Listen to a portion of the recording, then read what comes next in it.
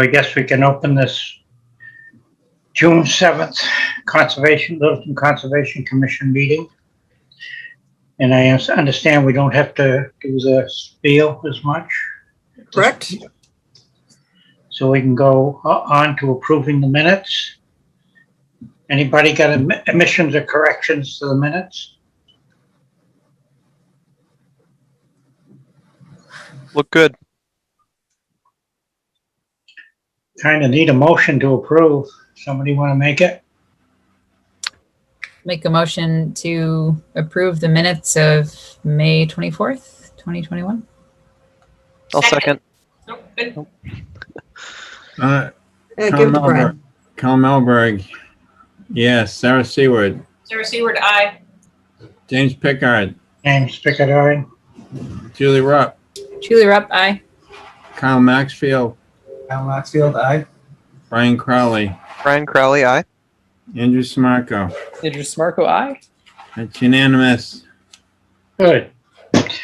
Pollinator-friendly community warrant discussion. Somebody going to talk to that, or? I had sent that around. I think you all may have seen it as a citizen's petition. I think it's called for town meeting on Saturday.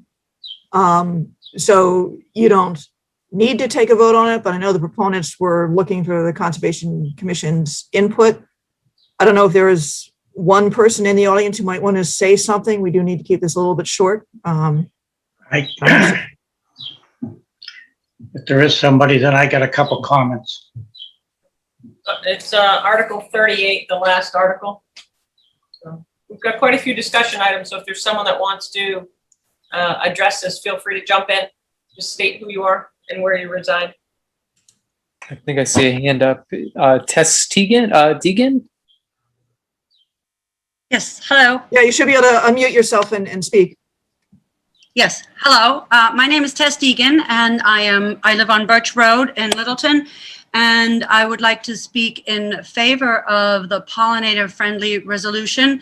I'm a recent transplant from Stoneham, Massachusetts, and I found Littleton to be a very open and beautiful community with lots of conservation land and the lake where I live very close. And I think the most attractive parts were the conservation land and the beautiful surroundings. And I would like to learn a little bit more about how to make my own property pollinator friendly, how to use or stop using pesticides and fertilizers on lawns and for insects. And I believe that or I hope that the town would be able to educate us. We have a lot of neighbors who already share information, and I'm very grateful for it. Whoops. I feel like there can be so much more done to educate us. I think in the end, we are all affected by the pesticides that we use, and the efforts and money spent on pesticides could very well go to a new solution and make Littleton a community that is very attractive for us and for the future. So thank you. Yeah, I will say there is a bunch of stuff up on the Conservation Commission webpage under the natural resources. But I don't know if maybe the commission had any questions that they wanted to see if they could get answered about the specifics of the warrant article. I don't know. I read it briefly. I just think it in my view, it's nice. It doesn't have much teeth though. Well, it's not a regulation. Right. Yeah. It's not a regulation. It's just a nice thing to have, but it doesn't have much impact. I must say that was my feeling about reading it. I agree, but I feel as though it could be a good starting point. Yes, and I think anything more than what we have now is awesome. Yeah, agreed. So, Amy, are we needing for any further discussion? Or, Can I have my say? Yep, go ahead. I sit on the USDA board, FSA, and we pay out indemnity policies on bees that get lost. And it's quite large sums of money. There's three of the largest beekeeping companies are in Middlesex and Essex County. And most of the reasons why we pay out is not because of insecticides or pesticides. It's more, can be bad damage. It can be bad housing for the bees. And it's been floods and weather oriented that have caused the problems. Now I'm talking well over $1.5 million per beekeeper that has been paid to 2 years ago, and probably about 600,000 in the last year. So I don't believe all this worrying about a little bit of insecticide that people are taking care of around their homes is a big deal. It doesn't seem to, I don't think it's going to stop anything really. And that's just my opinion. And I'm a farmer and I deal with it. I've had bear damage at the house where the hives have been torn apart. And I know of one other incident not too far from here where she lost a bunch of her bees to bears tearing the hives apart. And she's got photographs of the bears being on her property. So anyway, that's my say. So I read through it too, and it is a non-binding resolution. But I do think things of this nature can open up opportunities, like for grants, for example, for communities who, declare certain things or say that they're working on an initiative.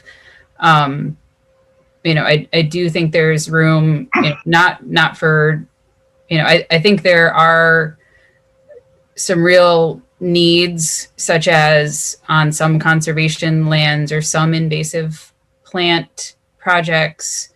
I think there needs to be a balance, but I do think we can do a better job in general of, taking a closer look. And I think we are heading in that direction. We've had some very, very robust conversations with the railroads, for example, and where they want to spray and where their no spray zones are, and looking at those in more detail. It sounds like there's some goats that are being used at Smith, some evaluation of, what progress can be made without herbicides, because it's really difficult to strike a balance between, maintaining the ecosystem or stopping the spread of invasive species that can completely destroy an ecosystem so that none of the native species can rely on it. But at the same time, when we use, the herbicides, we're impacting some of the the insects and some of the very species. So it's a tough topic. There are certainly lots of manicured lawns. Changing hearts and minds is slow, but it's a non-binding resolution. But I think it takes Littleton in a step towards committing to try to be more thoughtful where we can and doing some public outreach. Certainly the farmers are a different story. So I wouldn't try to go into that realm. But those are my thoughts on it. Carl, would you have some thoughts on it? Your deal with the wildlife. You gotta unmute yourself. Our whole agency, Fish and Wildlife, we don't use any pesticides or herbicides, excuse me, at all. Because of exactly what you just mentioned, Jim. Mm-hmm. So that's my experience working day to day on fairly large tracts of land, and some of the land that we have is farmed. It's farmed for wildlife crops, basically, not for market crops. Doing wildlife patches. Yes. Yeah. I agree, there's probably gotta be some thought given to some of it, but to see what I see, get money the government has spent because of bee damage, bees getting lost and what have you, it's kind of mind-boggling. Hey, Amy, do you need any, you don't need any action from us. This was just discussion, correct? Yeah, I'm not sure if the folks who wanted this on the agenda were looking for something in specific or just making sure you're aware of the article. Another hand up. It may or may Yeah. not be on the consent. Okay, because we've got a lot, we've Also. got hearings to start in 3 minutes and we're only on 1 of 8, so in terms of discussions. Excuse me, may I speak for a moment? My name is Kadra Walsh and I live at 189 Whitcomb Avenue. Yep, go ahead. Thank you. So I am one of the people who is behind organizing this resolution. And I just want to say, first of all, thank you for taking the time to look this over. The Conservation Commission support obviously plays an incredibly important role. But, you know, just to kind of touch on a few different things here, one of the exciting things about a resolution like this, which is a resolution based on what many towns in Massachusetts have already been passing, is that it's exciting to start trying to create a galvanizing umbrella, if you will, that has something for everyone. People can be pulled into this, not just because of pollinators, but also because of native plants and gardens. The Garden Club is supporting this and is planning to implement a native plant pollinator friendly garden at one of the schools, but also people who are passionate about birds or about pesticides. And, you know, I think that one of the issues that we face in our community is a lack of education and is a lack of unification, because the town is already taking a lot of steps. But if we can support an article like this, which is non-binding, but starts to help us to create a culture, to create programs that promote awareness and implementation of different things and education, then there are a lot of steps that residents can take based on that. So that's kind of the heart of this resolution. I'm also happy to answer any questions if you might have any. I know you've got to get moving quite quickly.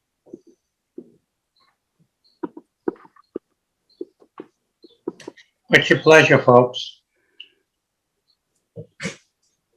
No, I think that was well said, and it kind of wraps it up.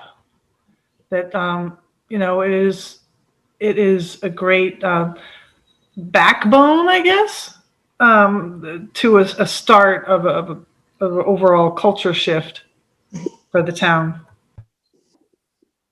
Yeah, absolutely. Thank you. Great. And You with can certainly also look into the Bee City USA designation too, if folks are really motivated. Well, and I think it's important also to remember that flies and other moths and other insects are also pollinators. So it's not just bees. So are you looking for, are we doing a vote? Are we looking for a vote of support, or what's? I mean, if that's an option, that would be lovely. If that's something that can take place. Okay. I would make a motion that we support this resolution. I think it could open up resources and partnerships with other communities and, you know, just sharing. Somebody want to second that? I'll second. Second. Roll call, Carl Melberg, aye. Sarah Seward, Sarah Seward, aye. James Pickard, I think I'm going to vote no on this because I'm afraid of where it may be going as far as affecting my livelihood. it's your choice. Julie Rupp, Julia Rupp, aye. Kyle Maxfield, Can't hear you, Kyle. Kyle, That's a fine, just go. Keep going with roll. Brian Crowley, Brian Crowley, aye. Andrew Smarco, Andrew Smarco, aye. And Kyle gave a thumbs up. Okay, all right. All in favor, one against. 6 Cricket Lane, request for certificate of compliance and continued discussion. Amy, I guess you probably, Yeah, I met Andrew and Kyle out there and they can certainly describe, and I just wanted some of the commissioners to look at it because there were some differences in the as-built from what was approved. The house shifted a little bit, no big deal. Some of the dry wells shifted a little bit. Again, I don't think that's a big deal. The driveway is not paved, so that's good, but it got a little bigger with the gravel. Most of that being outside of the buffer zone. So I don't know if Andrew and Kyle wanted to say anything, but they seemed to agree that none of those were egregious differences.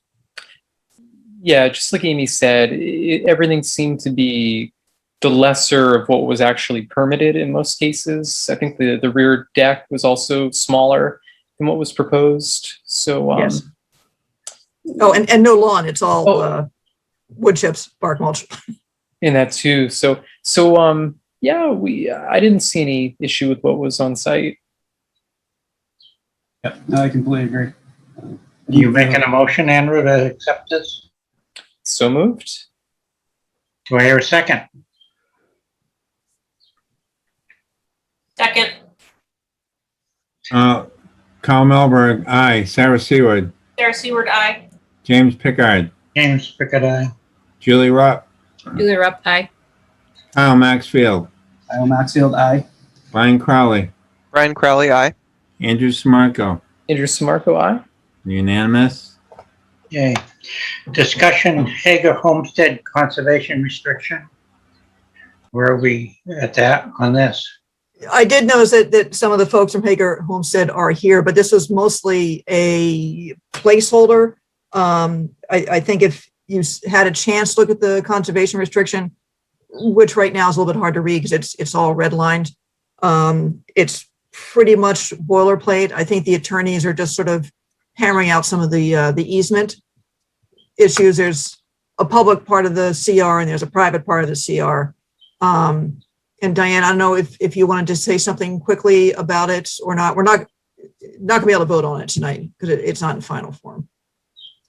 No, I think you gave a great summary, Amy, and we just wanted to let the commission know that it's in process, and we look forward to coming back when there's time to discuss it, you know, in its final form.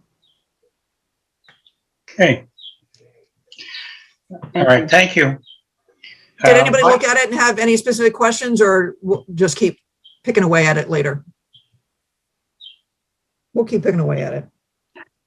I think the rest of this can wait to the end if you want to jump into the meetings, or we can go through the administrative stuff. Public meeting request for determination applicability 24 Deer Run, U4840, tree removal. Is somebody going to speak to this? Yes, good evening. My name is Bob Hartzell from 24 Deer Run Road, and this request is pretty straightforward. We've got 5 trees on the property that have been, I guess, what I would say is long overdue for removal just for safety reasons. We did have an arborist come out and take a look. It was well over 10 years ago now, and just decided at the time to just push it off a bit because it didn't seem too urgent. Since then, we've had one big tree come down and total a car, 2 other trees that have dropped limbs and have come close to causing damage, but not quite. And so we're just at a time now where we just need to, you know, take care of business and, you know, remove these safety threats from the yard. As much as I don't want to do it, I like having the trees in the yard. Amy came out, and I think she can attest to the fact that the yard has quite a number of trees that are within striking distance of the house, but you know, we're not in any rush to take down anything that isn't either diseased or damaged or in some other way, you know, just, you know, in some stage of decline. So I don't know if you've got the request for determination in front of you, but you can see where those trees are located in relation to the property. One in particular, if you look towards the back of the house, which is on Forge Pond, by the way, it's probably no more than 3.5 feet from the foundation of the house. And it's a mature pine. It's recently dropped a big limb that, we got lucky and it just grazed one of the windows, but it's infested with ants, and sooner or later that thing is going to come down, and it's going to either cause major damage to the foundation, or hopefully there's nobody sitting out in the back of the yard at that point in time. But it's a big tree and it's right next to the house. So the other three are immediately adjacent to the driveway, and I mean, right on the edge of where vehicles come up on their driveway. And those are, in one case, hollowed out and damaged by insects and dying. The other one is pretty similar to that. There is an oak that's in a little better shape, but the roots are completely buried on one half by the driveway, which is raised up a bit. It was raised up, before we moved in. So the arborist told us it was just a matter of time where those roots are impinged or, buried, that tree would have to go. The fifth tree, that's one that back, I think it was towards the end of March, it was a windstorm. A major limb came down and took out our power and pulled the power box off the house. And that has multiple big branches which are dying, and just waiting for the next one to come down on the power lines again. So that's the summary of the 5 trees, and happy to take any questions. Amy, what have you observed? Yeah, I think each one of those is creating an issue. And while I was searching, I wasn't listening to Bob also. And the driveway there's a little bit of a retaining wall on the right side where those 2 trees are, and both the trunks of the trees, and if the trees go, they're going to start, and it's already been ripping out the little wall already. So it's just a big nightmare waiting to happen. One of them's a pretty nice looking oak, but it's causing some problems.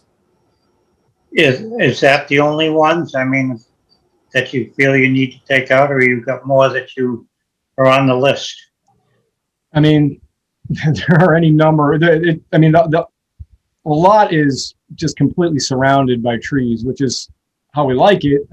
There definitely are a few more that probably could come down and were on the list and flagged previously by the arborist. That's not in the immediate plan. Okay. And Amy and I talked about a few of those, especially there's a couple of hemlocks that have been in decline for years, and I just don't have it in me to want to take them down because I like them, but at some point they probably will have to come down. So the 5 are just the ones that we're planning to do, pending this approval. Anybody else got any comments?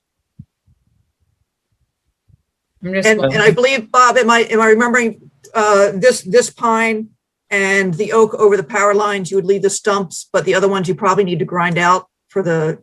Yeah, only the 3 next to the driveway do we need to stump grind. The other 2 we would just leave as stumps. That's correct. Do you know if there are bird nests in there right now? Not to my knowledge. I can't say that I've looked over every possible branch with binoculars, but to my knowledge, I would have to say no. Yeah. I guess my only comment would be, and it sounds like, this tree in the picture right here is crazy. I would have removed that away from my house a long time ago. So I appreciate the problem. I guess I would just ask that, you be diligent or careful if there's baby birds in your trees. And then for your future trees, to plan out of nesting season. Are you gonna replant any of these or not? Do you have any idea of thoughts of that, or just the locations where those trees are now really are not places where trees should ever have been allowed to grow. When we moved in, they were already mature, reasonably mature, especially that pine. If I'm reading this right, they're right near your septic tank in Leachfield? That's right. Yeah, this was adapted from a previous plan that had the septic on it. So, you're kind of out of places. There are so many trees on the property. There are really no places that wouldn't be, just asking for a problem down the road. But, you know, if there was a good place to plant a tree, I probably would have planted it by now. But there's just not many places left. We did discuss that there's a possibility of maybe a couple more like shrubs in this area. There's a play structure there now that's going to be removed. Is that correct? Yeah, eventually that will come down, and the plan is to, you know, landscape that with just, you know, some native shrubs and so on. Probably, you know, the phasing would be like once those trees on the edge of the driveway are gone, that'll let us stabilize the retaining wall a bit, and then once that is done, we'll be in a place where we can plant without, you know, any risk of those plantings being damaged when we fix the retaining wall. Would somebody like to make a motion to approve this plan for this determination of applicability? This is a -3, Amy? Yes. Make a motion to issue a -3 determination for 24 Deer Run Road. Do I hear a second? Second. All those in favor, Carl Melberg, aye. Sarah Seward, Sarah Seward, aye. James Pickard, James Fickett, aye. Julie Rupp, Julie Rupp, aye.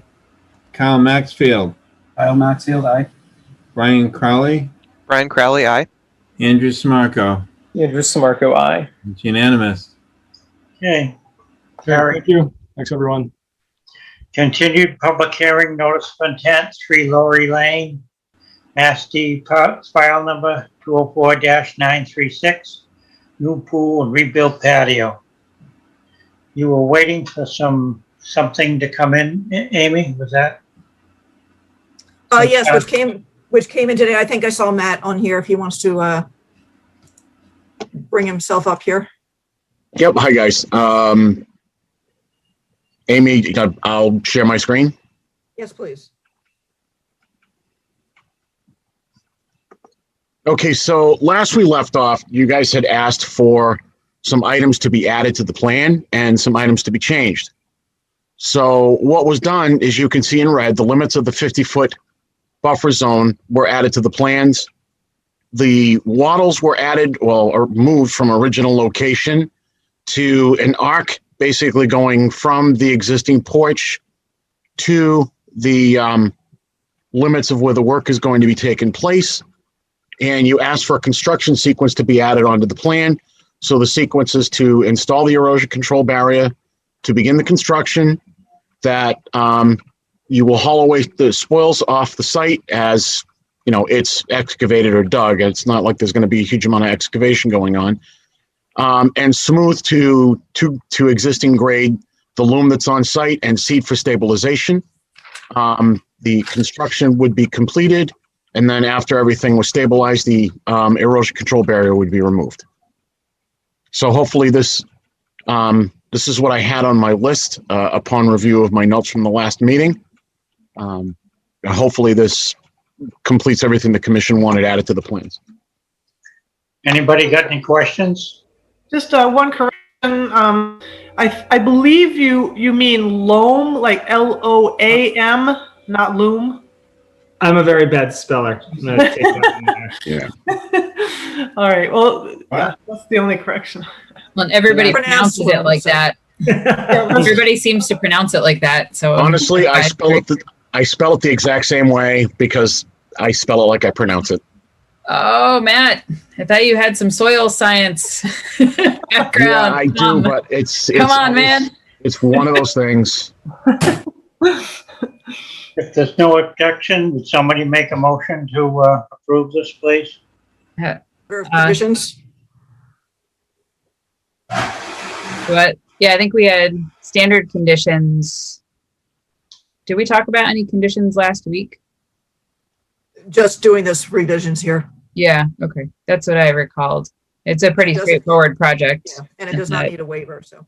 Yeah. All right. So I'll make a motion to close the public hearing and issue an order of conditions for, is it 2 or 3 Laurie Lane? The agenda says 3 Laurie Lane. it's 3. Okay. The map, I think, just said 2. Either that or I need glasses. DEP file number 204-936. Second. Carl? Cal Melberg, aye. Sarah Seward, Sarah Seward, aye. James Pickard, James Pickett, aye. Julie Rupp, Julie Rupp, aye. Kyle Maxfield, Kyle Maxfield, aye. Brian Crowley, Brian Crowley, aye. Andrew Smarko. Andrew Samarco, aye. It's unanimous. Okay, good. Thanks very much, everyone. Kyle, I love your shirt. Good luck. Thank Thank you. Bye-bye. Continued public hearing, notice of intent, 16 Middlesex, U15-114-0, Mass DEP file number 204-931, construction of an additional deck. Somebody gonna speak to this? Yes, Mr. Chairman, it's me again. I don't want to interrupt, but I think we have to wait another 15 minutes. Oh, we do? Yeah, look at you. You're ahead of schedule. Actually, yeah, you're right. Sorry about Nice try, that. Matt. How did we manage to do that? I'll shut the mic off. Okay. Go back to lot 23 Wickham Ave, chapter 61A notice. So the select board, I just wanted to double check that your recommendation is that the town exercise their right of refusal and buy the lot. Do you have a map that shows where that? I've been up and down Wickham Ave 2 or 3 times today, and I haven't seen it. I don't think the map I have, let's see what I've got in here. Oh, actually, that's a pretty good map. It looked to me like there were, so it's the lot directly adjacent towards Taylor Street to the water department. Yeah, it's right where Sanderson comes in to Whitcomb. This is the new Edwards Drive. Okay. Surveyors are out there today surveying, but I Is didn't. it that lot? Huh? I thought it was across the street, Amy, by Beaverbrook. Yeah, when I pull up the map on my own, it shows a very different location than that. Yeah. More than I trust the Google map or whatever I used last time. When I looked at it 2 weeks ago, it was much closer to the water department, like you said, Julie. Well, this is the water department right here.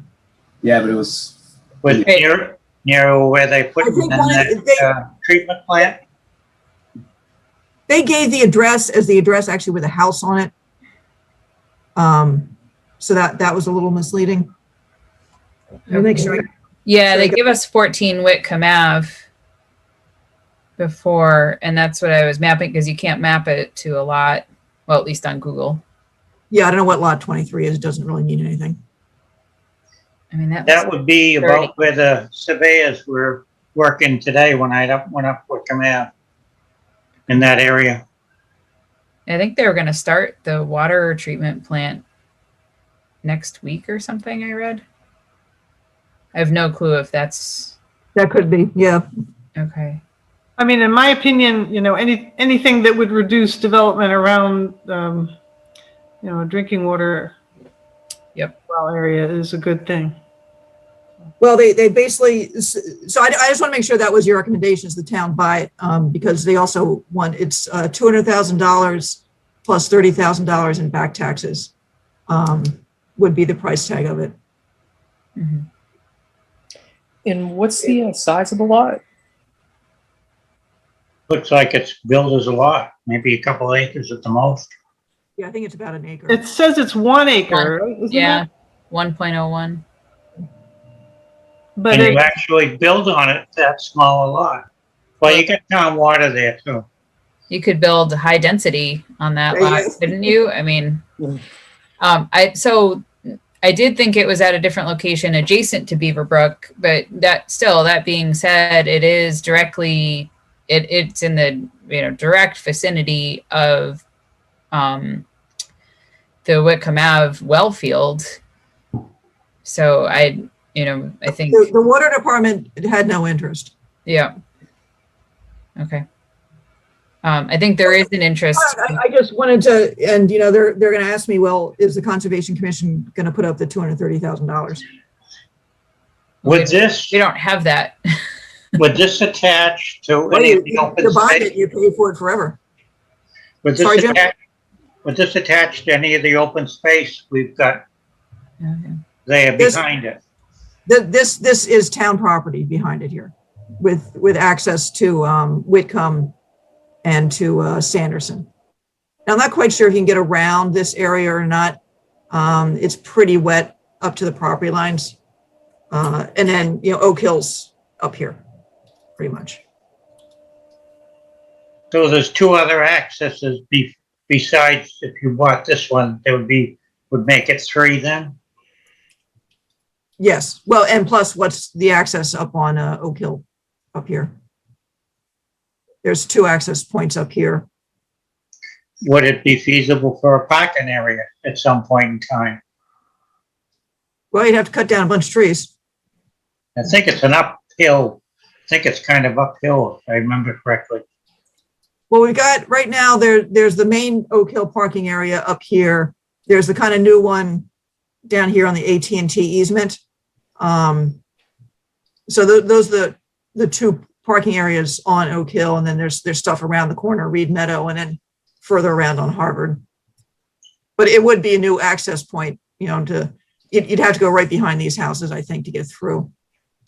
And I meant to ask more about this because these basins are on town property now. So you'd just be going around these detention basins in through here. I agree with Anna. I think it's more important as ecosystem services than, a hiking area, and the proximity to the wells and existing forest cover that is going to end up being more impervious and more, we just had the pollinator people in, it's going to turn into lawns, it's going to turn into pesticides going into your drinking water.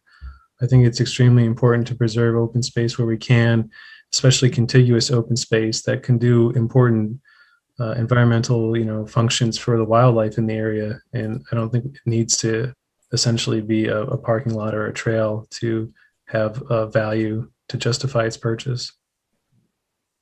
Yeah. I agree with that. I agree. Well, folks, what do you want? Somebody want to make a motion one way or the other that we want it or not?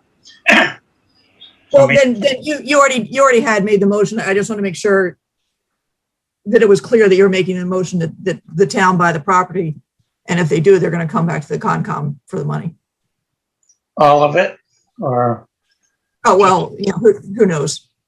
Something this size would never get a grant. So it would be just straight money. But what the recommendations from all the boards, the planning board, water departments, I think maybe historical or ag, we're all asked about it. All the comments go into the select board, and then the select board, I think on the June 21st meeting, would make their decision based on the input. Well, I guess I would ask, is that going to take the money away from something else that we had planned for it? Or is this, Well, you don't know what's coming down the road. Is this a wise place to put some money? It's such a small lot. I'm not trying to say yes or no on my mind. I'm just asking the question. Well, I guess I would argue, that I think that's how we build open space from now on in, because probably it's the smaller lots that come together that's going to make the difference, I would think. Yeah, and it is tough because land prices are going up. I will say the $200,000 you kicked in for 119 Tadawon for the Browns property, you got a lot more bang for the buck because that came with a grant. So you've drawn down. Amy, this is Carl. What is that? What's that land? The forested land, kind of diagonal to it on the. This. Yeah. That's water department. They're both water department pieces. Oh, they're both water department. I think that's maybe where some of those rows of hemlocks or red pine are along in there. Yeah, they had two names in there. I think something Woods in here. Yeah, Jimmy Hill Woods, and there's somebody else's name on some of it. I can't remember what the plaque says. And this is the meadow they were trying to restore. I'm not sure how successful that'll be, but it was converted to more native grasses. Does that water department land, is that contiguous to more conservation land, or is it? I don't think so, no. No. But they own across the street too, up, as you see. I think it's up here. You know, next to the VFW, it's kind of sandwiched between the VFW and the first house. Right. It's mostly open field on the other side of the, Yeah. on the north side. I kind of have mixed feelings about it. I agree it's maybe the way things are going to happen these days, but $200,000 is a lot of money if something else comes up. You said there was a lien or something, back taxes on it? Somebody was in debt on this lot? It's 30,000. I didn't get all the details, but I believe that is the back taxes we have to pay when it comes out of 61A. Oh. Well, I would also add too, that's the whole purpose of 61A is that we have the opportunity for this sort of thing. And it would be a shame, I think, to pass it up. If it at all possible, if we can afford it. But I still don't have a sense of what we're able to afford. I'm more on, I mean, I see where Jim's coming from in a lot of ways on this. I mean, it's nice to preserve any parcel that we can, but you kind of have to think strategically because there's always that big property that's coming down the pipeline and you got to save away for those large purchases. And I mean, we did just give a lot of money to preserve the Brown property. So is it a must have? Maybe not. I mean, it's a nice to have, but is it worth throwing down that kind of money right now? I'm more on the end of maybe letting it pass this time around and saving our money for like a property that has more conservation value. But again, any property we can save is great, but thinking strategically. Well, it doesn't have that much conservation value, but it does have aquifer, and water quality purposes. But whether or not would the town be willing to have? Oh, you said the water department doesn't have any interest. I'm surprised at that. They passed on it. Yeah. Yeah. Well, they got a lot of expenses coming up too, that they got to cover. That's true. I feel like we should reconvince them that they are interested in this. They should have an interest in this for all the reasons that Anna just stated. The watershed functions and the ecosystem functions and the fact that it's in the direct vicinity and directly up gradient of the Whitcomb Ave well field. I mean, I agree. I definitely have concerns about spending, upwards of $200,000. But I could see saying that we'd be willing to contribute some money to it, whether that's like 50,000, and reconvince the water department that that this would serve as a, I'm just looking at the area surrounding it and it's all developed. That wetland to the north is pretty nice. I drove around that new cul-de-sac, development, and it's a pretty nice wetland, and it looks like that's one of the last properties before it's completely hemmed in with the development. So my feeling is the water department should have some interest in it, and perhaps we recommend that it be purchased if possible, and perhaps we say we could contribute a smaller amount. I got a question, especially where the surveyors were there today, whether it perks. It'd be nice to know whether we're dealing with a perkable lot or not, which changed the price considerably. I agree with Julie's thought process on this, and I'm wondering, doesn't the water department have a cell tower fund for land purchase too? That's for the Clean Lakes, I believe. So could we ask Clean Lakes? No, I have to log in. Well, I can check with Corey and see why they said no. If it was just because they don't have any money, or because they don't think it's, valuable. Yeah, there's no reason for us to fully right now say, no, we're pulling back on our interest. Is there? I mean, it's not like we're being asked to vote to put up 200 grand right now. I think regardless of the cost or who's going to be paying, I still think we need to talk to other people, other groups in town, and convince them that this is worth somebody. Amy, we have a period to which you have to respond with 61A, however, so I'm not sure where we fall within those parameters of a timeline. I kind of like Julie's suggestion that we'd put some money towards it and see if anybody else jumps on. I agree. I think sharing the cost is a great idea. Yep. Someone want to make a suggestion of an offer that we would put forth? Yeah, I don't think you necessarily want to put a price tag on it right now. Okay. Say that we're willing to work with someone. Yeah, I think there is still time. They were going to vote on it tonight, but because I wanted to have this additional discussion, they kicked it to the 21st. So I'll get in touch with Corey and see what they have to say.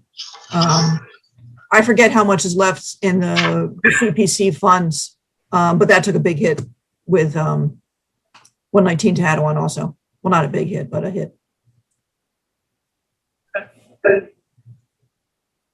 I think they're looking for something from us, so if somebody want to make a motion that makes sense as far as that would possibly interested in this. I think the motion you had 2 weeks ago was fine, and I can just let that ride. That you would recommend that the town look to purchasing it. Do I hear a second on that? We already voted on it last week, so we don't need to do it again. Okay. I was just looking for clarification and I got it. All right. Thank you. Now it's 8:15, 8:17. So we can go back to our agenda. Yes, I didn't cross it off. Continued public hearing, notice of intent, 16 Middlesex, U15-1140, Mass DEP file number 204-931, construction of an additional deck. This is the one with all the pillars and stuff, or posts. Yes, good evening. This is John Ledger, and Patricia Ledger's here as well, and Matt Marrow is on the line as well. And yes, you remember that. Yes, the use of the techno-metal pillars to support the 15 by 15 addition. Yes, and Matt has just to put this up on the screen. So, ladies and gentlemen, excuse me. In the last we left, you had asked for some additions to the plan. So what you see here is the current conditions of the site, and you see the proposed conditions, which show the kitchen addition and the cantilevered balcony that is proposed. Now, you would ask to have the area on the plan demarcated to show the limit of the reclamation area. You have that, but I also had previously submitted the detail of where it's going into the yard as everything is marked off. You have the plan looking left and the plan looking right for a total of 365 square feet of reclamation from 235 square feet of construction. On the notes, you can see the blue dots are the limits of the wattles to be placed out. There's actually another stretch that's going to go behind this white box. I just wasn't able to move the white box out of the way, but it will go out and curve around this way. On the notes, it notes that the square footage of increased impervious will go from the current proposal is 75 square feet in additional impervious as to what is there now. The square footage of the reclamation area will be 365 square feet of replanting. Spoil material as a result of reclamation of installation of piers will not be stored and taken off of the site.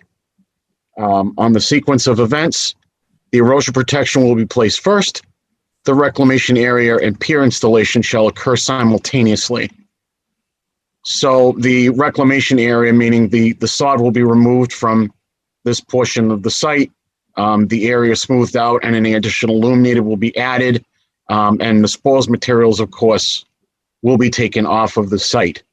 Then it will be planted with the mix that was previously submitted to the commission for its consideration. So it says here, the mix contained in the NOI narrative shall be raked in accordance with the New England wetland plant specifications. And then after everything is completed, permanent demarcation will be placed at the limit of the reclamation area. Also, on the plans, and I don't know if your closed captioning will be blocking it off, but at the bottom here, it shows a dashed line area, which is to illustrate this side of the yard. That is where the invasives going internal to the tree line are coming in with the scattered multiflora rows. Those will be remediated by both cutting and removal by root. Just pick it up and hang it up.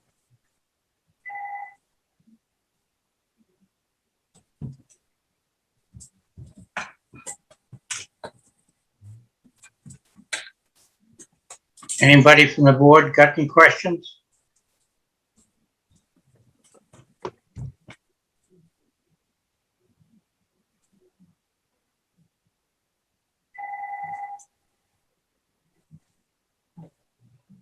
What do you want to do on this, folks?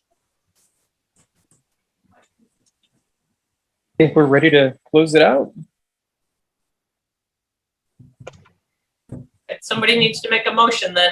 So I'll go ahead and make a motion that we close the public hearing and issue an order of conditions for 16 Middlesex Drive, Mass DEP file number 204-931. And waiver, and I'll need the public interest for the waiver. Oh, and to also issue a waiver for the work within the 50-foot no disturb zone, with the issuance based off of the reclamation of that portion of the yard that was highlighted during the meeting, along with invasive plant control. Do I hear a second? I'll second, Jim. Carl. Yep. All right, all in favor, Carl Melberg, aye. Sarah Seward, For Seaward, aye. James Pickard, James Pickett, aye. Julie Rupp, Julie Rupp, aye. Kyle Maxfield, Kyle Maxfield, aye. Brian Crowley, Ryan Crowley, aye. Andrew Smarko. Andrew Smarko, aye. Yeah, unanimous. Okay, Thank you, ladies and gentlemen. move on. Thank you. Have a great night. Continued public hearing, notice of intent, 11 Scott Road, 49280, Mass DEP from 204-924, paving driveway. Somebody gonna speak to this? Oh, we just have 8 more minutes and then we can. Yeah, you're a little bit early, so maybe they haven't logged on yet, because I don't Boy, see I'm that. doing a bad job keeping track of things tonight. Just seems so good to be able to move on. We're never this early though. This has to be a record. Should probably knock on some wood though, because I probably just jinxed us. Finance signature authorization. This is the annual vote to nominate 2 people who's willing to sign off on the invoices. Last year was Andrew and Carl. So I don't know if anybody wants to move for 2 people to make those approvals. Could And be who would somebody they- that's constantly at the meetings. Yeah, you don't really need to be at the meetings. You know, it's the water department bill for the water usage at the community garden.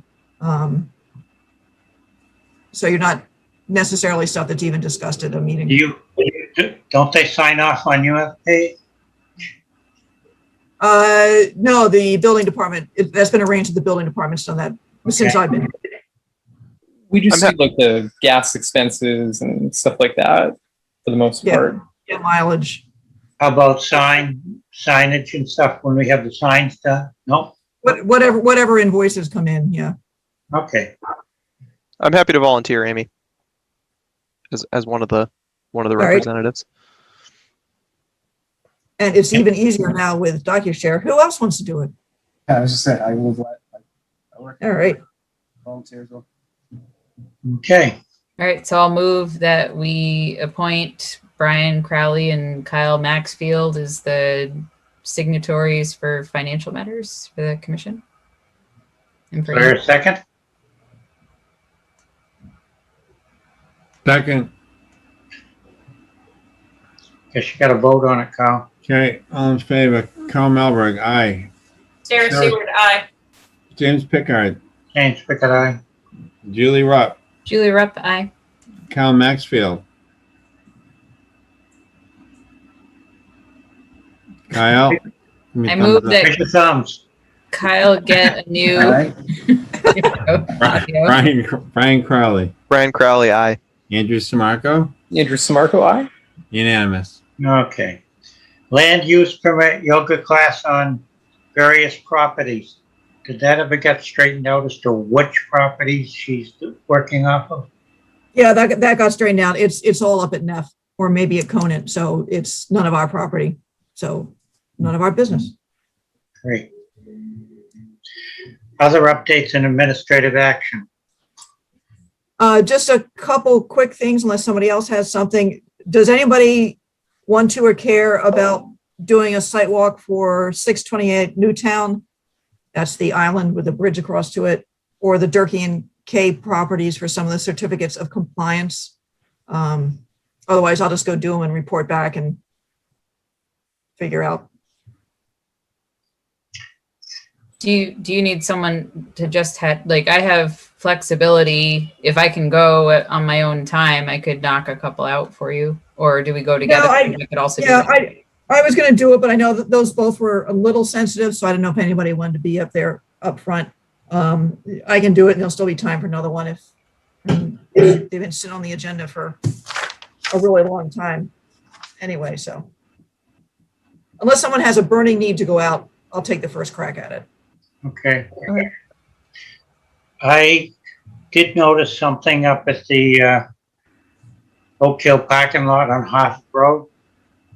The tree that I had questioned for some time, I see actually did fall down and is partially in the edge of the pathway that I was concerned about.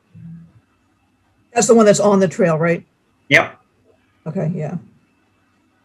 Is that LCT trail crew thing? Yeah, I know Is that highway Chase and department? Bill Brown, I think, were clearing something over at Oak Hill. I'm not sure if it was that tree this past weekend. I'll double check. Actually, Jim might know. I think I saw him on here. It hadn't been cut up. It was just, it had finally come down off the tree stump. So it is in the, somewhat in the pathway. I will let them know. Did you happen to take a look off of Wickham Ave? Yeah, I went out there this weekend and I got hold of the guy today. It's an addition behind the house, which I had approved because it's outside the buffer zone.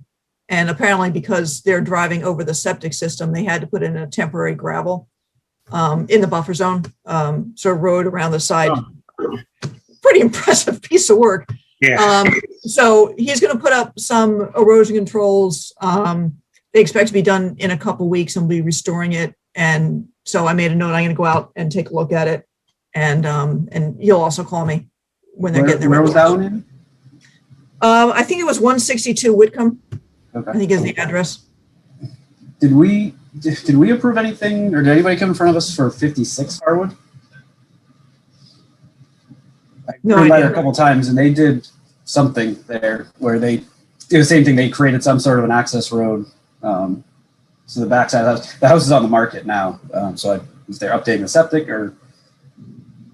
You said 56 Harwood? Yeah, I believe so. All right. Right next to Beaver Brook. I think that was the septic. There is a really tight septic replacement in that neighborhood. I don't know if it's the exact Yeah, I couldn't hearing, remember if that was the one. but there is definitely a recent where Kevin Ritchie, I think, came in with a septic replacement on a really tight lot. It could be. It was further up Harwood. It could be. But we definitely just went through something right in that area and not the one across the street. Yeah. We did two things on went- Harwood, you're right. Yeah, we definitely did one further down that they're demoing the house and rebuilding. That's on the other side of Beaver Brook. Okay. I was just curious because it's right next to the river, and they ripped up the lawn and made an access road. It's dirt right now, but I definitely saw some excavators working back there. I'll take a look at it. The garage on Howard Ave kind of surprised me. I guess I had thought it was in a different place that you folks we approved. I happened to see that the other day. It's never quite sure where some of these places are sometimes. And it looks like we can move on. Continued public hearing notice of intent. 11 Scott Road, Route 49, 28-0, Mass D, file number 204-924, paving of driveway. Is this one of the two that wanted to do the extensive paving down there by any chance? Yes, 9 Scott Road withdrew, but Kyle Richard is here to talk about 11 Scott Road. Thank you very much. I apologize. The information that needed to get updated to the commission was not been able to be forwarded. We have conducted, I can tell you what we have done. We've gone out and surveyed the property. We have also had wetlands and this perennial stream that's near the property flagged and surveyed, as well as the edge of the pond. There is a portion of the proposed paving of the existing gravel driveway that's in the riverfront, and we're working through the calculations to make sure that we're within the parameters of the act, as well as doing some mitigation for the change in cover from the gravel to asphalt pavement. So we do have a plan. It will get to the commission for the next hearing. I respectfully request a continuance, and if there's any questions about it, sight unseen, I'm happy to answer those questions. Anybody got any questions? Nope. I think that was the one Sarah and Amy and I went out to see, and there's quite a bit going on there. So, yeah, we'll look forward to seeing the plans, and guessing other commissioners probably should go check it out when the time comes.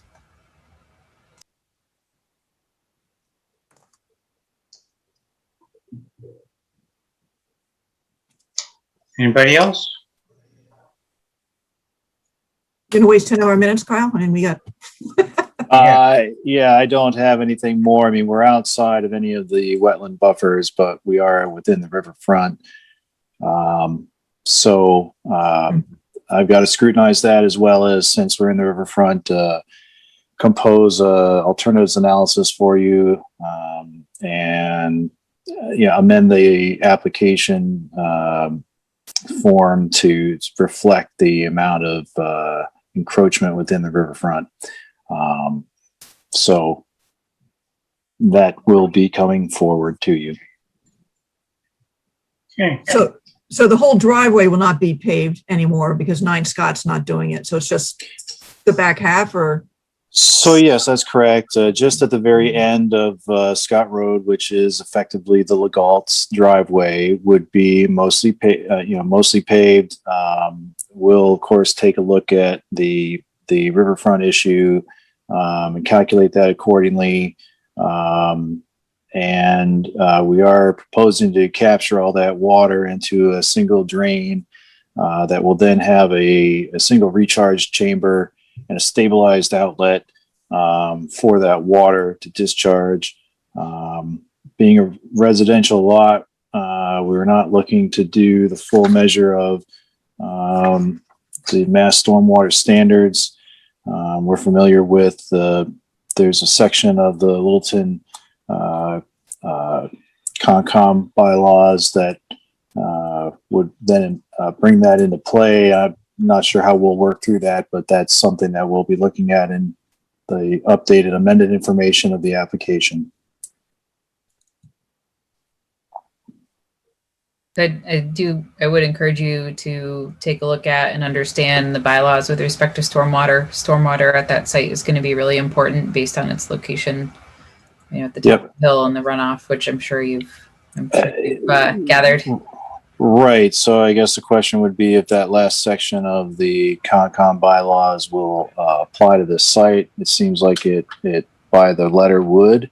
So if that's the case, and we're probably talking about a lot more chambers, but we're trying to make sure that we have addressed that appropriately for the commission before we get the final information in your hands. Yep, it makes sense. Okay. Thank you. Great, thank you. Is there any reason with the next items or discussion items that we can't talk about them at this point, Amy? Once a Mary Shepherd We could proposed skip to trade. 42 Shag Bark. I'm just a little hesitant for Mary Shepherd because I know there are a lot of people here already, but other people Okay. might be coming in right at 8:45. So we can jump to 42 Shag Bark, I think.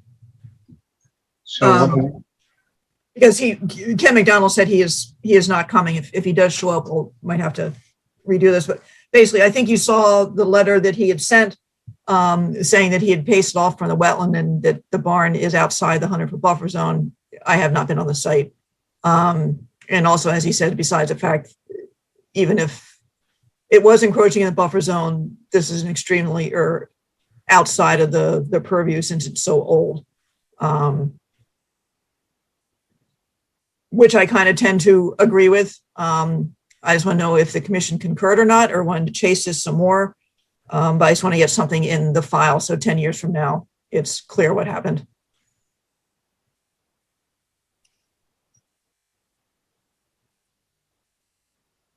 So I guess my question, based on some exercises we've gone through with other projects where it's not clear whether certain certain pieces were permitted or not, whether they should have been. I guess my question is around consistency.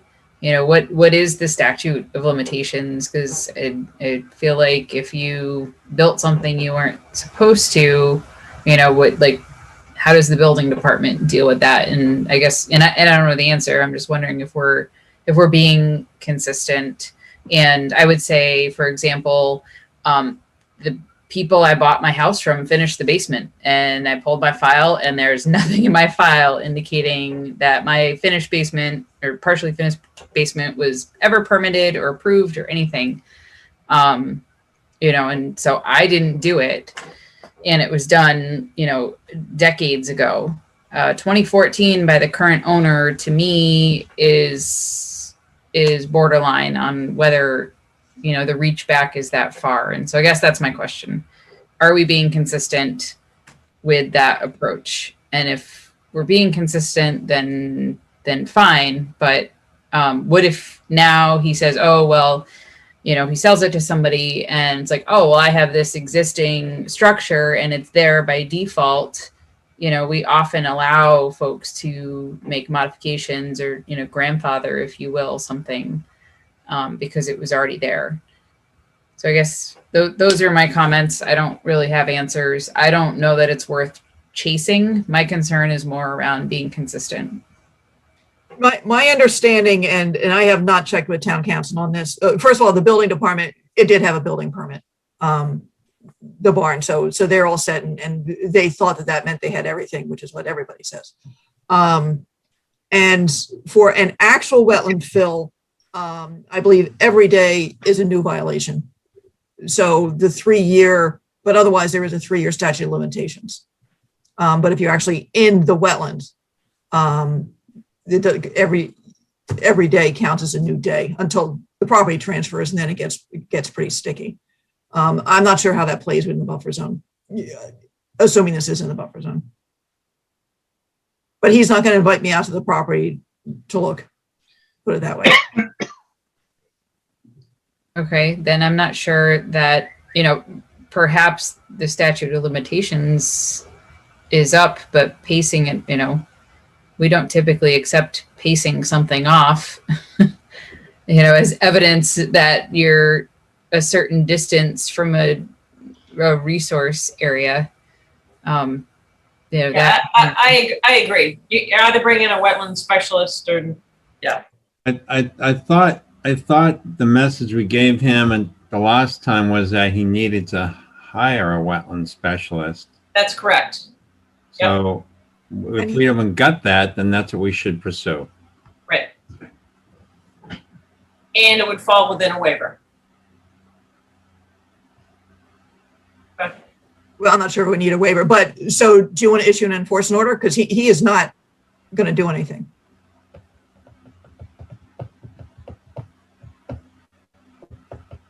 Isn't part of that within the 50 feet? Are we able to issue an enforcement order if we don't know how far away he is from the resource? I can check with town council about the statute of limitations and some of that stuff. It sounds almost like you'd have to issue the enforcement order for discovery to begin with. So I don't know if you could even do that.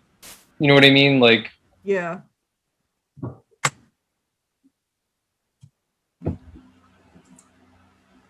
And So is he unwilling to show us where the wetland line is?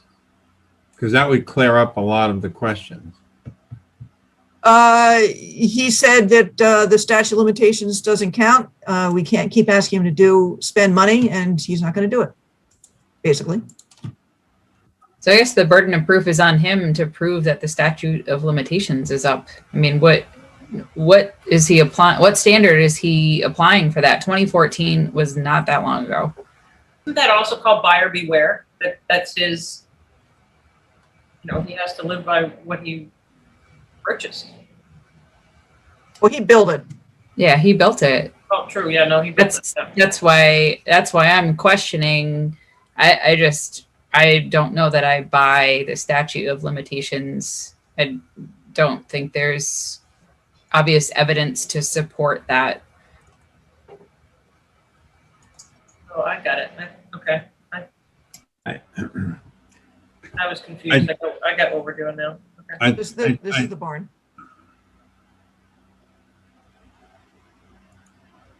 I think we need to be really careful in this area just because of everything that's going on.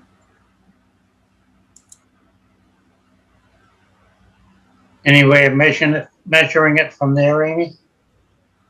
Yeah, but who knows how accurate any of this is? That's 70 feet, it says. And then I'm not sure if this is a dirt dry. I don't know what that is, which looks to be closer. Now, this is LCT property, right? Yep.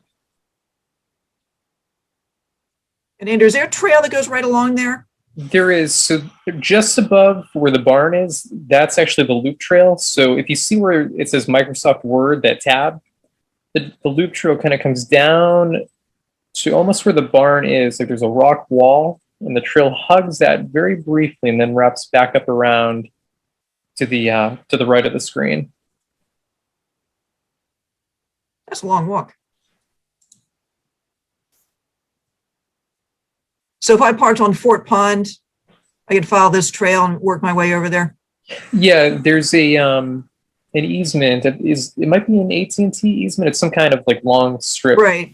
You can walk straight up that and get into SVT. I mean SVT, Sierra Dublin Forest. I think that's it. And if you can continue up the easement, you take a left down the Winahoo Loop, and then the rock wall's like right there within a couple of minutes.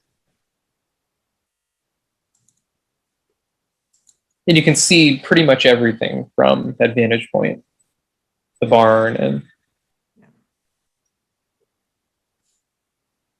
Well, I will go out and see what I can see, and I will talk to town council about statute of limitations in the buffer zone. Does that make sense? Yes. Yeah.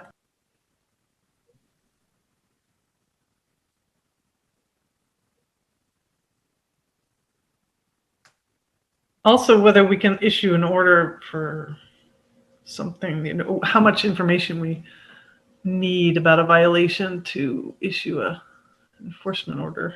Yep. I mean, we've. I think it is on. I will check with town council. I believe the burden, we can't just issue an enforcement order and say we think it's in the buffer zone. Right.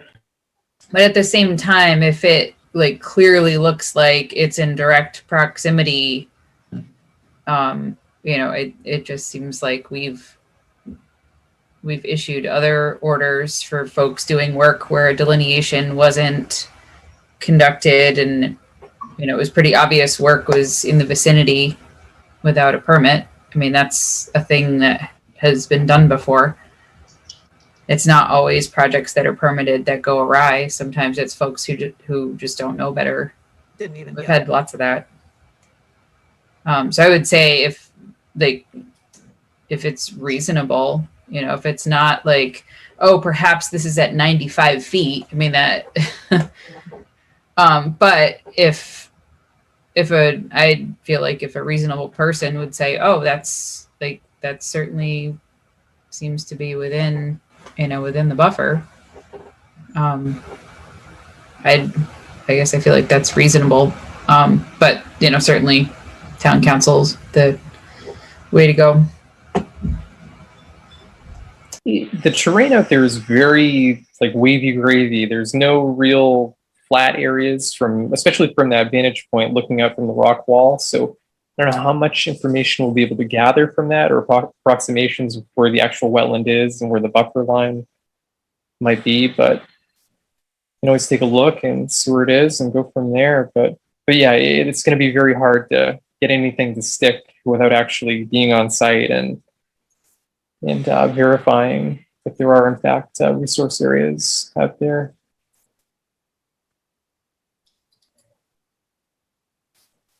Okay, I will report back. Okay, looks like it's at 8:46, so we could open up the discussion for Mary Shepherd proposed trail and connection. I blew it. Hang on a second, let's see if I can get this up. So I think most of you are probably familiar with the site and the area. I lost it here.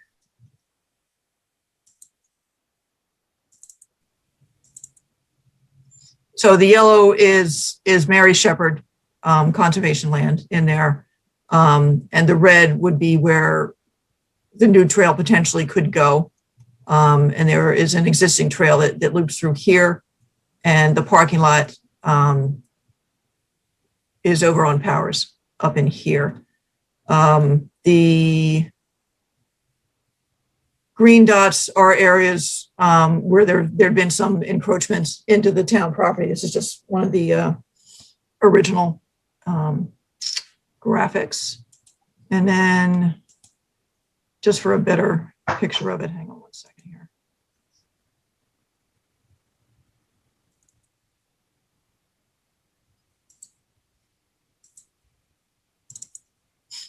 And this is just sort of a zoom in aerial on where the new trail would be. So people would need to cross the road here, wrap around behind the house here, and then go over and connect in. There is an existing trail here that has been dumping people into people's lawns, which would need to, no matter what, get closed off and signed down here that this is not public access down through that way. So I don't know if the commissioners had any comments or if you want to open it up to the public. Folks, you got anything you want to say about it? I assume somebody's been on site. Andrew, does anybody have their hands up? Let me see. Is there anybody in the audience that would like to, oh, I see one hand. Let's see. Lexi Yang? Hi, I'm Larry Yang. This is my wife, Lexi. We're over at 7 Mary Shepherd. We actually have a prepared statement from the neighborhood if this is a good time for us to go through and read that. Yes? Okay. Feel free. All right, thank you. Again, my name is Larry Yang. This is my wife, Lexi Yang. We are at 7 Mary Shepherd. But on behalf of the Mary Shepherd neighborhood, we would like to formally object to the proposed Mary Shepherd Trail expansion.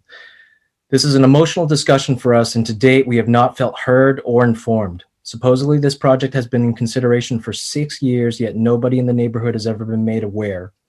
We were only made aware through our own discovery when we were noticed surveyors on the street several months ago.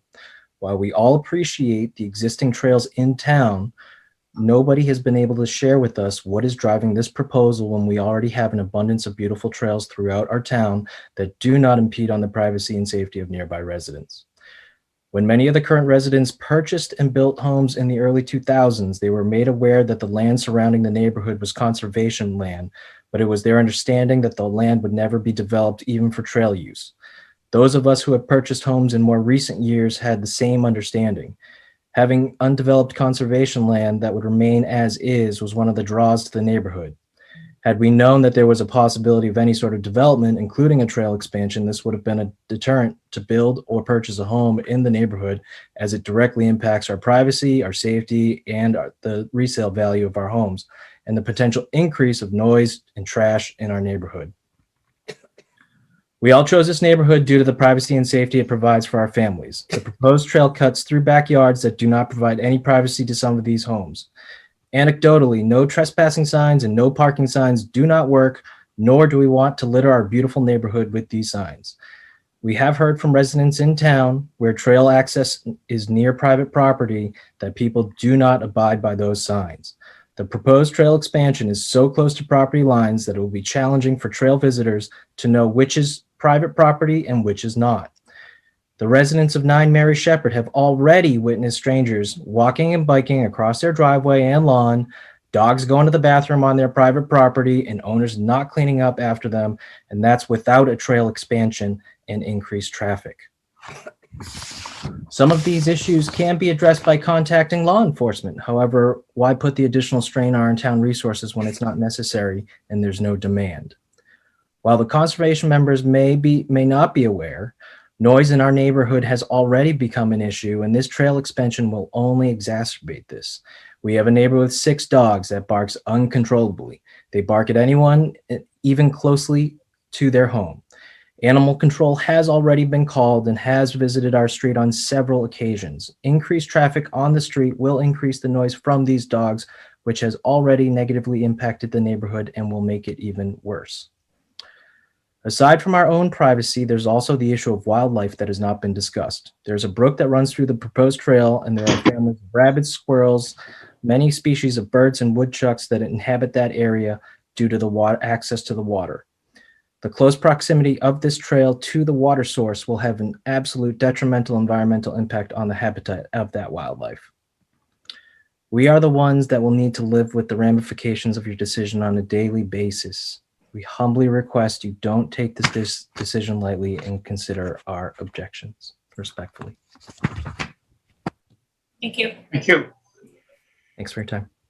Amy, is there anything on record that showed that this trail was going to be put in at some point in time?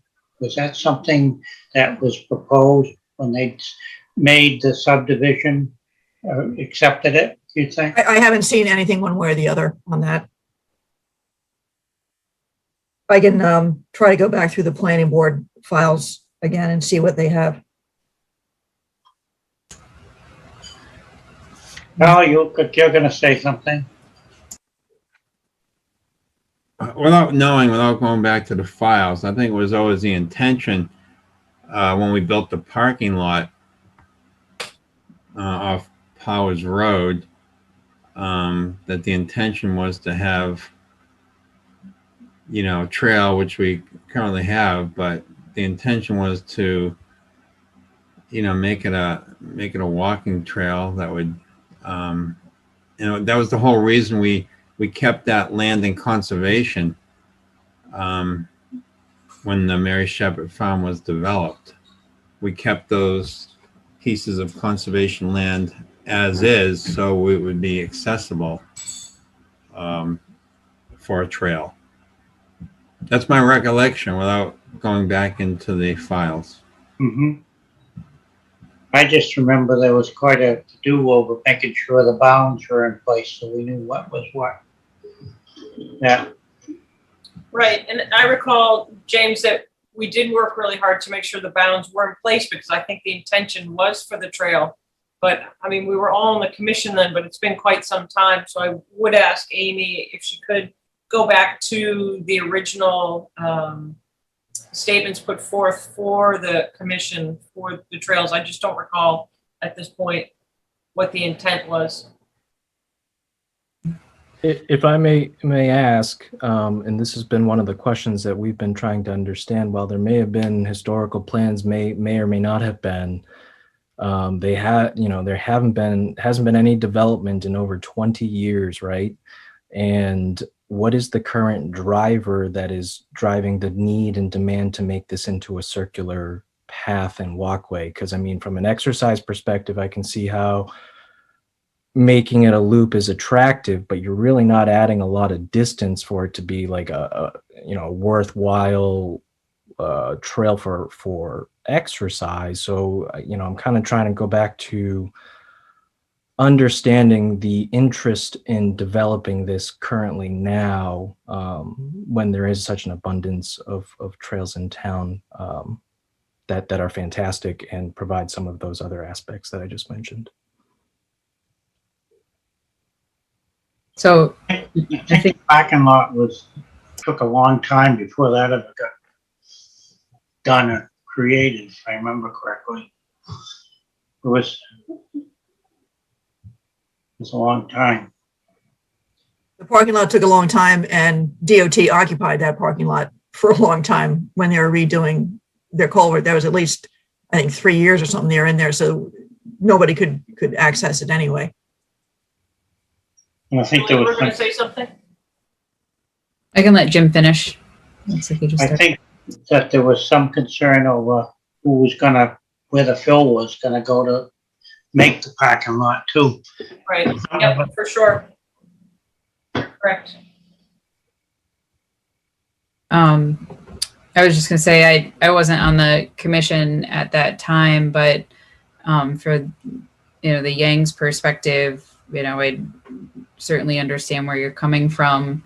One of the things that the commission is responsible for is implementing the intent of saving space. So a developer comes into town in exchange for being allowed to put in their subdivision and make a bunch of money on homes, is to provide the Littleton taxpayer with something. And so one of our missions is carrying out part of that open space access mission. And, I agree that,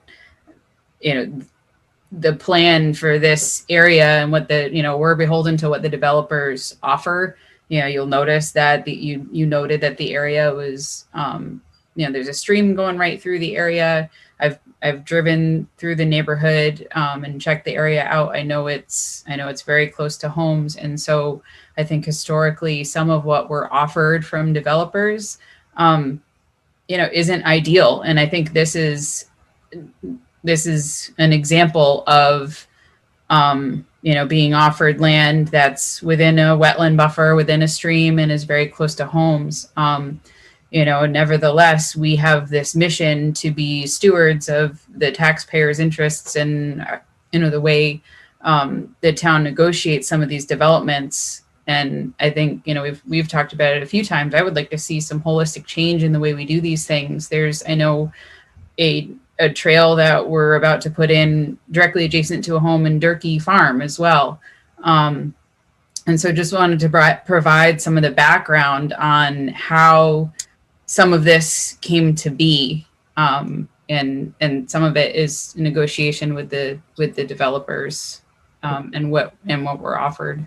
And Julie, I can appreciate that, but kind of similar to what you were saying, the conversation earlier in tonight's agenda with statute of limitations and such, we're all town residents here, and, it's one thing when a deal is made and an agreement is made 20 years ago, and, properties have changed hands quite, it's one thing when you make the deal with the people who are buying the homes, right? The deal with, and everyone's aware of that agreement. But when so much time has passed, I understand the mission, but it feels like it's mission at all costs without really taking into consideration the impact that it's going to have on the folks most impacted. And I question what the gain is. I wonder if you went back to your deeds, or that the deeds to the property, to see if it was listed on the deed as something that was going to happen or potentially could happen, would be a little more clarification. Because in some cases, as Julie spoke of, the Durkee property, it's mentioned right on, I believe it's on their deed now, that this is going to be an exit for a long-term path. So I can't remember what was written on the deeds when this thing was all put together or not, but that would be one clarification maybe. And then the developer should have disclosed it, to be honest. Like it's a deal that was made to the developer, or the person you bought your house from. Perhaps it was forgotten. I don't know that it would be in your deed if it's for the land adjacent to it. I mean, that's it. We could certainly, see if there are records. I don't, but as far as how we got here, really the developer should have disclosed that. Oftentimes they don't. Oftentimes there's houses built in buffer zones already, and then someone comes back and they want a fence or a deck and they can't do it. And it's something that, we're really sympathetic to these issues. And a lot of times it's because the information just was not properly disclosed or carried forward. Or recorded. Yeah. But in a situation like that, right, where you're sympathetic, but I mean, if you put yourself in our shoes, right, like there were quite a few of you that came through that site walk. It is incredibly close to our properties. And I just ask, the committee from like a perspective of putting yourselves in our shoes, how would you feel with this happening here? And you mentioned wanting to represent the citizens of Littleton. I mean, that we are part of that. And again, if there's no driver for the trail, then I question the need to push this now. Like, it's one thing if we lost all our trails and there's very limited, but we have an abundance of them. Or also the commission is very aware of this topic because we have one that's going on now at a new subdivision at Durkee, and literally as part of the negotiation, there's a trail that goes right past someone's home, and we've been very specific that the developer had to disclose that, and it's very close. And so And I think that's fair and the right thing to do, right? Right, and it hasn't been built yet. So, and now we're like, we don't necessarily, there may be an option to just wait a little bit longer to build it. We have to figure out how it's going to get built. So yeah, this topic is very sensitive, and we appreciate your situation because we see others in that situation as well. And I would also say that it's not uncommon for sometimes a realtor to say, oh, that's conservation land, nothing will ever happen there, which is just not the case at all. Certainly over on Harvard Road where we put in the parking lot. And I would just throw out there, just as a town, we need to figure out how to get in front of that so folks don't feel duped into a situation similar to how we're feeling right now. Yep. We've had those conversations with developers and have insisted on deed restrictions. We've insisted on folks coming in to see us when they buy their home so they have full understanding of the requirements. We absolutely recognize that issue, and I think I've reached out to the planning board specifically. They're the ones who negotiate this with the subdivisions, and we generally get left to implement. I think that addresses new developments moving forward, which is a big issue in our town moving forward with all the development that we have going on. But I do think we are in a situation where it's not a new development and you're looking to impact the neighborhood, that there should maybe be some extra considerations for that. Let's go ahead, Andrew. I think you've got some other hands up too. Yes, so we've got another hand up. Hornbeck, if you want to go ahead and ask your question or, State where you reside as well. yes. Hello. Yes, hello there. It's Trish Hornbeck, Paula Hornbeck. We're at 9 Mary Shepherd. I would follow up with those same points by reiterating that we don't want to be penalized for failure for the for the developer to disclose, or barring the intent being outlined in the deeds, we would then assume that there was no intent. So to add that there was an intent to put that in, but 20 years later, I would respectfully request that that be disregarded. I also want to make sure our email of May 3rd is included in the notes as well. We clearly are adamantly opposed to this trail expansion. Ours is the only property where it goes up the entire driveway and the backyard. Again, at the time of purchase in 2002, we were aware that the land was conservation land, but as you have all stated, the developer did not disclose that. Clearly, it would have been a deterrent to purchase for us. We would not have purchased this property. We would not have purchased anywhere in Mary Shepherd if we knew a trail was going in. So our big concern is resale value. So what happens and how is our property impacted by a trail then being installed around the entire perimeter of our property? So we had a lot of issues. We've got a bulleted list in that email of what we'd like to see addressed before any further action is taken on this expansion. Thank you. Just want to talk and address real quick to the site visit for the folks that were there. I mean, speaking for myself, after seeing I've been on that trail prior, that it goes out in the field and around in the woods, and it's very beautiful. And and a lot of trails in our town, there are stream crossings, and that's fine. But this one goes parallel to the stream, which I found a bit concerning. The proximity to the stream and the distance at which it travels alongside the stream. So after seeing that in the site visit, I just wanted to see if any other commissioners had sort of the same hesitation to add impact and erosion to the proximity to this resource. Just with the uptick in usage on our trail systems, and especially the impact on our waters, in general, and it gives me pause, and I hesitate to, advocate for trails going parallel down the length of our streams. If it was a single stream crossing or something that we do sort of, more regularly, but I had some concerns with that. I would agree, Matt. And as has been stated a little earlier in the meeting, this hearing rather, it's not really that big of a distance to connect these 2 points.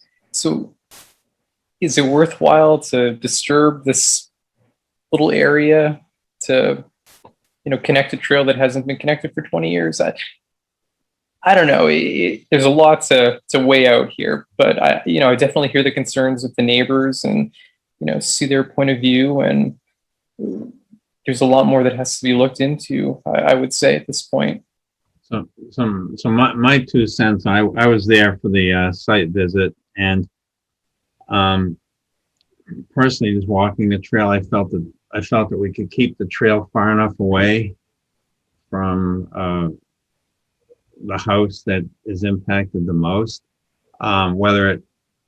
Whether it calls for, or you can go even further and put a line of vegetation along that area to even shelter it more. And when you get, I just think, from my perspective, walking it, I didn't feel like it impacted the house at all. And if it did, it was very minimal. With all due respect, sir, I'm the one that lives here, though. Right, the trail. I'm just giving my point of view from walking the alignment. I think everybody on the board here has given their opinion, and this is, that's my opinion. We've heard varying opinions tonight from different board members. So And I do believe that if it was conservation land that was just because the trail's taken 20 years, that really has nothing to do with it. If conservation lands, you can always put trails on conservation land. It doesn't matter. If we don't set any timelines, a lot of it's dependent on when we have funding to do it. There's a lot of considerations involved. Like Amy said, the parking lot was used by DOT for 3 years, so that stopped us from doing anything in that parking lot. So there's always reasons, but that shouldn't be a reason for not putting a trail in. Carl, may I ask if residents who live near, if their opinions are a factor? I'm sorry, was that a question? Yes, it was. The question was, you had What said was there's it? a lot of things that factor in. Is the impact to the local residents one of them? Oh, at 100%. That should be that absolutely gets factored in. Okay, thank you. I would also just mention that, with a lot of the rail trails that are going in, a lot of them are in very close proximity to homes, and it actually has increased property values to be near a trail. And I would just question that part of it, is that people do sometimes appreciate having walking trails very close by to their house. But Anna, in that that's case, just what I've heard. did you go speak with those residents and get that feedback? But I'm sorry? I'm just asking, in that case, did you go poll the residents to understand their feelings on the rail trail? Well, all I'm saying is that I have known people involved in establishing rail trails, and which have gone on for years. I mean, it takes years to establish a rail trail. And there is initially a lot of opposition, but then they've discovered that it actually has increased property values.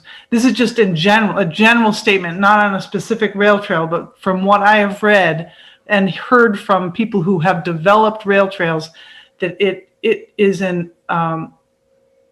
increases the value, because you have a path to exercise, you have a path to enjoy nature, and people love them.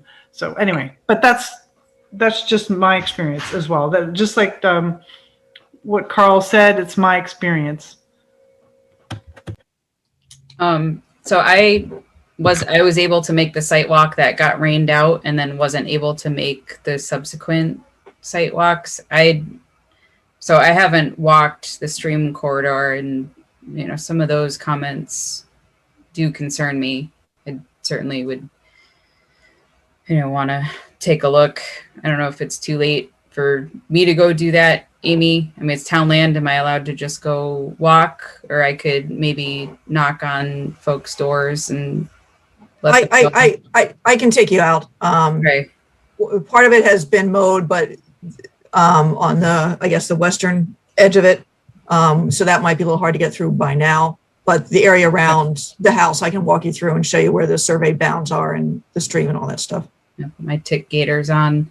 I do think, what Matt brought up with the stream corridor, if we are, introducing a lot of traffic along the corridor, I do think that warrants further discussion, and into the holistic value of the trail and the size. I know there was talk about trying to connect into Westford conservation land. And so I guess for the neighbors' benefit, a lot of, some of what we do looks like it might be piecemeal, but there's a bigger picture. And so there's huge, open space right next door in Westford.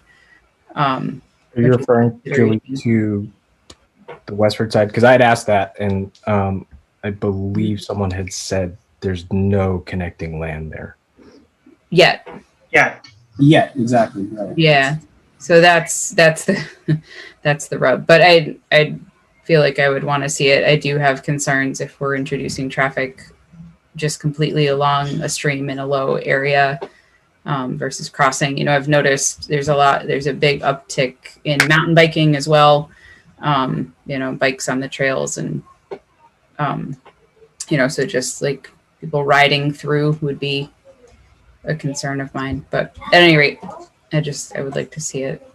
Amy, where, you said you had it surveyed, so you knew, so there must be something of record that the surveyor must have worked off of to say where the trail would be. Is that correct? Well, no, I mean, the surveyor was just surveying the property line. It had nothing to do with trails or parking lots or any. Okay, I was just wondering.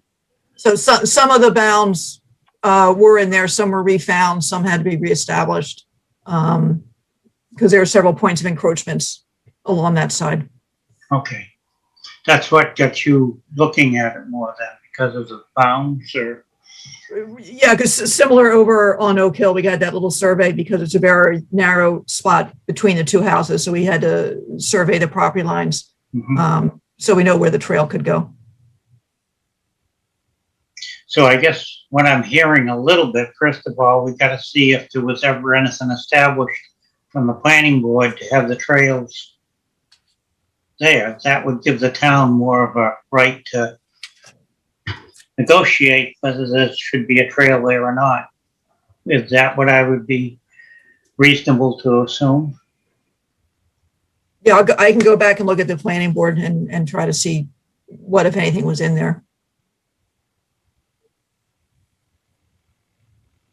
Amy, is there anything that needs to be done? What's the next step as far as that encroachment goes? I mean, I'm kind of torn between my opinions on the impacts. Like, there's certainly impacts to both neighbors and, more importantly, our resources there.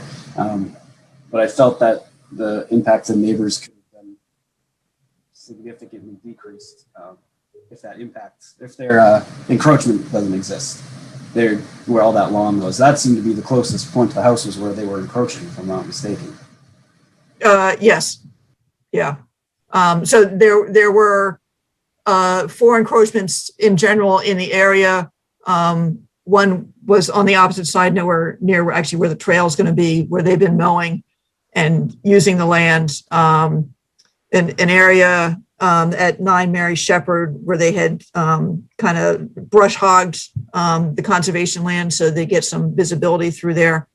So that was last year, and we're just kind of waiting to see if it'll grow back before asking for any restoration. Then up on the top of 9 Mary Shepherd, there's a fair bit of encroachment of the lawn, and I can't remember, there's a swing set or something up in there also, and it's probably when the house was first built, perhaps. But that took down a lot of the vegetation screening. And then further around, away from the trails, there had been a bunch of tree cutting, a lot of tree cutting from fallen trees and some serious wood stacking. And they are in the process of getting that all back off of Conscom property and onto their property. So those are the 4 main areas. 2 of which had some, more related to the trail than the other 2. So would I assume at this point it's gonna kind of need to do some research, just a little bit, find out if anything was ever put in writing anyplace? Yep, I can put something together on that. Do the encroachments just need to be taken care of? 3 of the encroachments probably aren't really that bad. The one where they've been mowing in the far field, because there's so many invasive species out there, I think the resolution is probably to finish. I made initial contacts with them. I haven't followed up yet, because just waiting to see how things fall out. The wood is getting moved. The brush hogging that happened down at the corner of the driveway, I'm assuming it can probably just regrow without having to do restoration. The hardest one is going to be the one up behind the house, where the vegetation has just been removed and turned into lawn. Amy, yeah, everywhere else around that one was mature trees. And so at one point that had to have just been the same mature style trees. Yeah, it had been. It looked like it had been mature trees. Yeah, the vegetation has fully regrown. It's quite heavily. I'm talking up behind the house where you have lawn on the town property.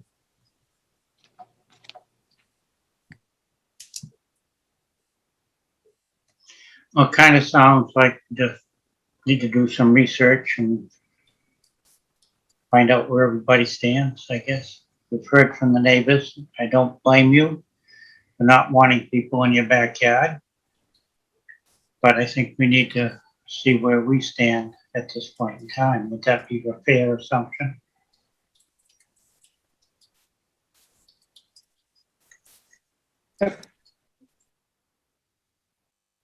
Procedurally, when will this be back on the agenda? Do you have any idea, Amy? We got quite a bit of stuff that looks like it's proposed or being carried on.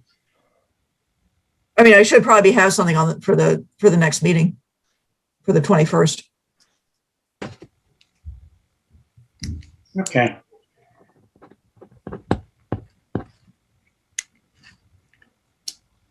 So how as residents will we find out about the Zoom for the 21st? I can send an email to you and Trish if that still works for you guys. That would be wonderful. Thank you. And then in general, you can also always find it on the website in the conservation section of the town. And it's in the calendar or also agendas. So that's another way if you wanted to show others. But well, anybody else got any more things that you feel you need to discuss? I think we've discussed this enough for the time being.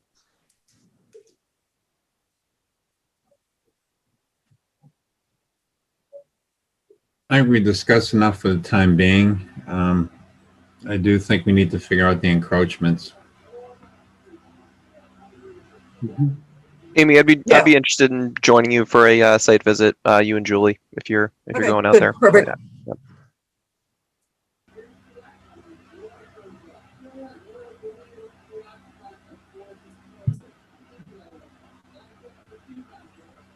All right. Okay, I guess we've kind of covered everything that's on the agenda as far as I can tell right now.